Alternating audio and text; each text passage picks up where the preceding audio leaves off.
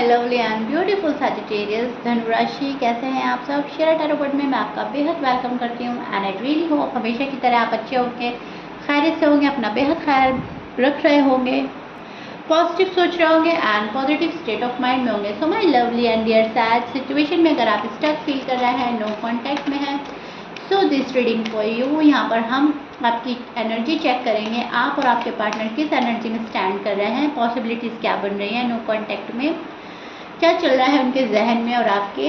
ठीक है, रोज can be reverse any time, please keep in mind. जितना रेजोनेट करेगा उतना ले लीजिएगा, जो रेजोनेट नहीं करेगा आप वो नहीं लेंगे, बिकॉज जनरल प्रेडिक्शन नहीं है पर्सनल जनरल प्रेडिक्शन है, सॉरी पर्सनल रीडिंग नहीं है। ओके सैज, सो या स्टार्ट करते हैं आपकी रीडिंग।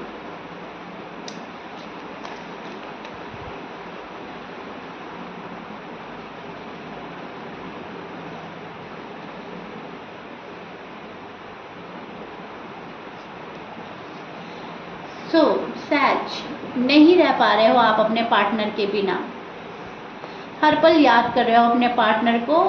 भले ही आप खामोश हो, उनको कुछ बोल रहे हो या नहीं बोल रहे हो, ज़्यादातर लग रहा है मुझे आप नहीं बोल रहे हो, लेकिन आप उदास बहुत है अपने पार्टनर के बिना एंड आपसे रहा नहीं जा रहा है। आप ये सोच रहे हैं सैज, एज सून एज पॉसिबल मेरा नो कॉन्टैक्ट ख़त्म हो जाए, मेरा रीयूनियन हो जाए एंड इस इमोशनल पेन से मैं निकल आऊँ। ये बहुत ज़्यादा डिस्टर्ब करने वाला है। हार्ट ब्रेक से सफ़र करना इजी नहीं होता। सो आपका कोई हार्ट ब्रेक कर रहा है नो कॉन्टैक्ट में आपको डालकर, नो कॉन्टैक्ट क्रिएट कर कर, नो कॉन्टैक्ट को ख़त्म ना करके। आपका कोई हार्ट ब्रेक कर रहा है एंड ये चीज़ें आपको बहुत ज़्यादा बॉदर कर रही हैं, बहुत ज़्यादा स्ट्रेस दे रही हैं। आप देख रहे हो अपने पर्सन को सब्र के साथ कि क्या करने वाला है, अब इनका एक्शन क्या होगा, क्या अब इनको मेरी याद आएगी नहीं आएगी, वो चीज़ें आप चेक कर रहे हो। लेकिन जब आपको लगता है कि हाँ कोई आपके बिना रह रहा है, आपको याद नहीं कर रहा या फिर आपके बिना बड़े आराम से सुकून से रह रहा है, तो वहाँ पर आपका दिल और टूट जाता है कि कैसे मेरे बिना कोई रह सकता है, कितने आराम से कोई रह रहा है, मुझे यहाँ पे पल पल की याद आ रही है, सामने वाले पर्सन को नहीं आ रही है, तो वहाँ पर शायद आप और ज़्यादा आपका दिल दुख रहा है। सी, आपको एक मायूसी फील हो रही है, एक मायूस एनर्जी में शायद स्टैंड कर रहा है। स्पेशली अगर आपके नो कॉन्टैक्ट को 2-3 ईयर्स से ऊपर का टाइम हो गया है, तो वहाँ पर आपको लग रहा है कि मेरी सब्र की अब इंतहा हो गई है। अब इतना कब तक सब्र करूं, कब तक हम वेट करें, कब तक हम रीडिंग सुनते रहें, कब तक हम एनर्जीज चेक करते रहें। अब तो मेरे पर्सन को सद्बुद्धि आ जानी चाहिए, अकल आ जानी चाहिए, अब तक तो मेरा पर्सन मेरे पास आ जाना चाहिए, अब नहीं आएगा तो कब आएगा। ऐसा टाइम वेस्ट हो रहा है, लाइफ वेस्ट हो रही है। सो आप इस एनर्जी में स्टैंड कर रहे हैं जहाँ पर आप लॉजिकल हो रहे हैं, प्रैक्टिकल हो रहे हैं, आप देख रहे हैं कि ऐसे ऐसे करके चीज़ें ठीक हो सकती हैं। फिर आप इमोशनल भी हो जाते हैं कि क्यों नहीं हो रहा है, रोना भी आता है, बहुत ज़्यादा वरिड हैं इस रिश्ते को लेकर, इस रिलेशनशिप को लेकर, काफ़ी सोचना और समझना है। फिर एक गुस्सा आता है, आपको खुद पर आता है, हालात पर आता है, सामने वाले पर्सन पर आता है, लेकिन वो शायद निकाल आप अपने ऊपर ही रहे हैं। आप दूसरे पर गुस्सा नहीं करके अपने खुद के ऊपर गुस्सा कर रहे हैं। चीज़ों को संभालने की पूरी कोशिश करने के बावजूद चीज़ें नहीं संभल रही हैं, तो उस पर गुस्सा आ रहा है। आप देख रहे हैं दुनिया क्या रंग रूप दिखा रही है आपको। नो कॉन्टैक्ट में आपको बहुत बड़े बड़े लेसन मिले हैं, यूनिवर्स ने आपको बहुत कुछ सिखाया है, बहुत कुछ आप समझ चुके हैं, बहुत अवेयरनेस आई है, लोगों को पूरा समझा है। पहले जिस पर ब्लाइंडली ट्रस्ट करते थे, अब ब्लाइंडली ट्रस्ट नहीं हो रहा है। अब आँख खोल कर देखते हैं क्या चीज़ आपके लिए नेगेटिव है, क्या पॉजिटिव है। एंड राइट नाउ सैजिटेरियस इसी एनर्जी में स्टैंड कर रहे हैं जहाँ पर वो इस नो कॉन्टैक्ट में बहुत सारा लेसन ले रहे हैं। ठीक है, आपको लग रहा है कि ज़िंदगी का एक ये भी सबक है जो मुझे मिल रहा है, क्या चीज़ अच्छी है, क्या बुरी है, क्या हमें करना चाहिए, क्या करने से बचना चाहिए, क्या चीज़ नो कॉन्टैक्ट क्रिएट करती है, क्या चीज़ नहीं। और नो कॉन्टैक्ट को च्युइंगम की तरह नहीं खींचना चाहिए, क्योंकि एक डोर को जितना खींचेंगे टूटने की पॉसिबिलिटी उतनी ही बनेगी। तो आप ये सोच रहे हैं इतना ना खींचे डोर को कि वो टूट ही जाए, गॉड फॉरबिड। आप ये चाहते हैं कि एक ढील देकर देख लेते हैं, एक रिश्ते को चांस देकर देख लेते हैं, एक सेकंड चांस देने के मूड में हैं आप अपने पर्सन को, एक सेकंड चांस चाहते हैं अपने पर्सन से सैज। सो इस प्यारी सी एनर्जी में आप स्टैंड कर रहे हो जहाँ पर बहुत ज़्यादा स्कोप नज़र आता है आपको सेकंड चांस लेने का, देने का। आप ये चाह रहे हैं कि सामने वाला पर्सन इस एनर्जी में आए तो कि वो भी मेरे साथ तालमेल बिठाना चाहे, वो भी मेरे ज़िंदगी में शामिल होना चाहे। अगर आपकी शादी हो रखी है या आप अनमैरिड हैं तो साथ तो वही बंदा आएगा ना जो साथ निभाना चाहता है। तो आप ये चाह रहे हो कि मुझे उस पर्सन का पता चल जाए आखिर उसके मन में है क्या, आखिर चाहता क्या है। आप जिस पर्सन से डील कर रहे हो उनके साइन में बोल देती हूँ सैज। आप Aquarius, Pisces, Libra, Gemini, Taurus, Capricorn, Virgo, Scorpions, Aries and Leo की एनर्जी बहुत स्ट्रॉन्ग है और मुझ सभी साइन है, लेकिन ये बहुत स्ट्रॉन्ग साइन मुझे मिल रहा है। शायद आप इस पर्सन से डील कर रहे हो। अब बात करें आपके पर्सन की तो बहुत भारी मन से ये पर्सन दूर है आपसे, ब्लॉक कर दिया है शायद आपको, और अगर ब्लॉक भी नहीं किया है तो बात नहीं कर रहा है। पर्सन कोजी बन रहा है बहुत ज़्यादा, आपको रिप्लेस नहीं कर पा रहा है ये पर्सन।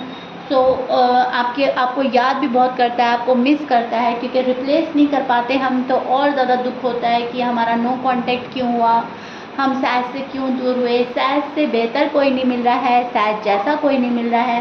सैज को रिप्लेस नहीं कर पा रहा है ये पर्सन, सैज को याद बहुत ज़्यादा करता है। आपकी छोटी बड़ी बातें इनके जहन में चलती रहती हैं, आपके साथ जो क्वालिटी टाइम स्पेंड किया है वो चल रहा है जहन में। लेकिन यहाँ पर एक चीज़ मैं देख पा रही हूँ कि पर्सन अपने कंफर्ट जोन में चले गए हैं सैज।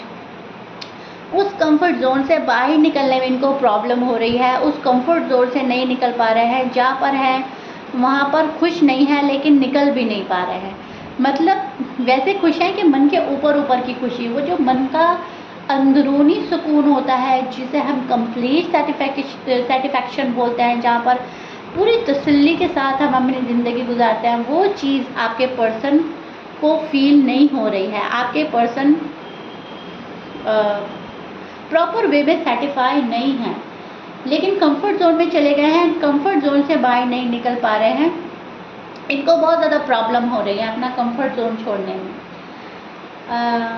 अपने मन की बात नहीं कर रहे हैं आपसे, आपके मन की बात समझ नहीं पा रहे हैं। सो बिल्कुल उलझे हुए हैं आपके जो पर्सन है। आपके पर्सन एक कंफ्यूज एनर्जी में भी स्टैंड कर रहे हैं, और ज़्यादातर मुझे अनमैरिड सैज के पर्सन जो हैं ज़्यादा कंफ्यूज लग रहे हैं। अगर सैजिटेरियस अनमैरिड हैं और अनमैरिड से ही डील कर रहे हो तो ये पर्सन बहुत ज़्यादा कंफ्यूज एनर्जी में स्टैंड कर रहा है आपको लेकर, इस रिश्ते को लेकर। आगे बढ़ना चाहिए, नहीं बढ़ना चाहिए, आपसे शादी करनी चाहिए, नहीं करनी चाहिए। एंड अगर आप मैरिड हैं एंड किसी मैरिड पर्सन के लिए देख रहे हैं, अपने हस्बैंड वाइफ के लिए देख रहे हैं, तो ये पर्सन लड़ाई झगड़ा और आर्ग्यूमेंट से बच रहा है। इनको ऐसा लग रहा है सैज के यहाँ बहुत लड़ाई झगड़ा आर्ग्यूमेंट्स हैं, सैज मेरी बात नहीं सुनते, अपने मन की करते हैं। तो कहीं ना कहीं ये चीज़ें मुझे नज़र आ रही है। डिफरेंटली डिफ़र करेगा एंड अपनी स्टोरी से मैच करके देखिएगा। आपका जो पर्सन है खुल के जीना चाहता है, फ्रीडमली जीना चाहता है, उनको किसी के अंडर प्रेशर में रहना अच्छा नहीं लगता, किसी की बात को फॉलो करना अच्छा नहीं लगता, किसी के एडवाइस के अकॉर्डिंग चलना अच्छा नहीं लगता। आपका जो पर्सन है वो फ्रीडमली जीता है, किसी के कंट्रोल में नहीं रहेगा, कि अपने मन की करेगा। आप जिस पर्सन से डील कर रहे हो वो अपने मन की करते हैं तो खुश रहते हैं, अगर उनके मन की नहीं होती तो ये पर्सन उदास हो जाता है, खाली फील करता है, प्रेशर फील करता है, स्ट्रेस एंड बर्डन फील करता है अपने ऊपर। सो राइट नाउ अभी ये जो पर्सन है मैरिड है या अनमैरिड है, अपने कंफर्ट जोन में है, निकलने में प्रॉब्लम हो रही है। सैजिटेरियस अच्छे तरह नहीं संभाल पा रहे हैं मुझे, सैजिटेरियस मेरे पास नहीं आ रहे हैं, सॉरी अप्लोजाई के साथ नहीं आ रहे हैं, या सैजिटेरियस बहुत गिले शिकवे लड़ाई करते हैं या अपनी फैमिली का ज़्यादा सपोर्ट करते हैं, जो भी है आपसे सेटिस्फाई नहीं है आपका पर्सन राइट नाउ। तो जब पर्सन सेटिस्फाई नहीं है तो जाहिर सी बात है वो अपने कंफर्ट जोन से भी नहीं निकलेगा, बिकॉज वो सेटिस्फाई नहीं है। एंड जब ये सेटिस्फाई होगा आपसे तभी आपको प्रॉपर वे में अपनाएगा, तभी नो कांटेक्ट ख़त्म करेगा, तभी आपके साथ एक अच्छा तालमेल बिठाने की कोशिश करेगा या बनाएगा। अभी जो इनका अपना मेन फोकस जो है वो अपनी पर्सनल ग्रोथ पर लग रहा है, अपनी ग्रोथ में अपने आप को कामयाब बनाना, सक्सेसफुल होना, पैसे कमाना, फैमिली को लेकर चलना, फैमिली के साथ बॉन्ड बिठाने में आपका पर्सन जो है ज़्यादा फोकस डाल रहा है अपना।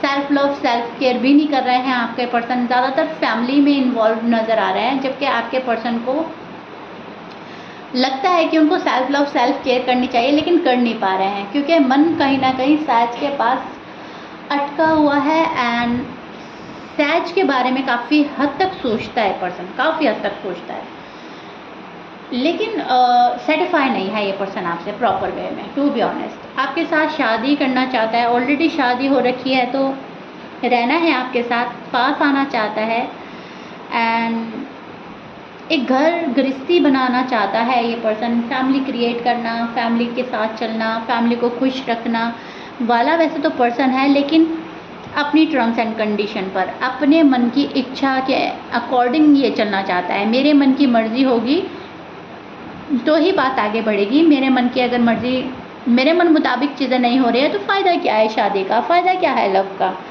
मुझे अपनी आज़ादी पसंद है, आज़ाद ज़िंदगी जीना, फ्रीडमली जीना इनको अच्छा लग रहा है।